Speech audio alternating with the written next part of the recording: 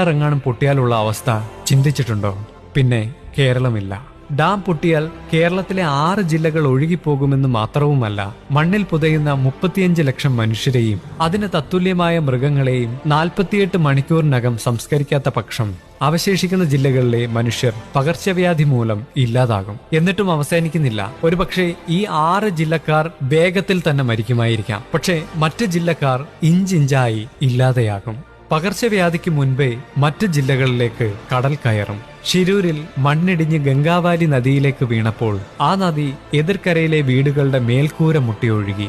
അതിൽ പലരുടെയും ജീവൻ നഷ്ടപ്പെട്ടു. അതുപോലെ 6 ജില്ലകളിലൂടെ ഒഴുകി വരുന്ന കല്ലും മണ്ണും പാറയും ചെളിയും മനുഷ്യരും മൃഗങ്ങളുമെല്ലാം കടലിലേക്ക് ചെന്ന് പതിക്കുമ്പോൾ ആ ആഘാതത്തിൽ കടൽ എതിർദിശയിലേക്ക് ആഞ്ഞടിക്കുകയും ശേഷം തിരിച്ച് അതേ ശക്തിയോടെ കേരളക്കരയിലേക്ക് കയറുകയും ചെയ്യും.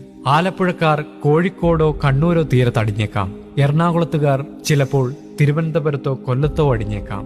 അത്ര ഭയാനകമായിരിക്കും അങ്ങനെ ഒരു അപകടമുണ്ടായാൽ. മാധവ് ഗാഡ്ഗിലിന്റെ വാക്കുകൾ തെറ്റിയില്ല. അദ്ദേഹം ചൂണ്ടിക്കാട്ടിയ മേപ്പാടി ഭാഗത്തെ ഗ്രാമങ്ങളിലാണ് ഇപ്പോൾ ഉരുൾപൊട്ടലുണ്ടായിട്ടുള്ളത്. ഇനിയും പല സ്ഥലങ്ങളും അവശേഷിക്കുന്നു. അതിലേറ്റവും ഭയാനകം പെരിയാർ മേഖലയാണ്.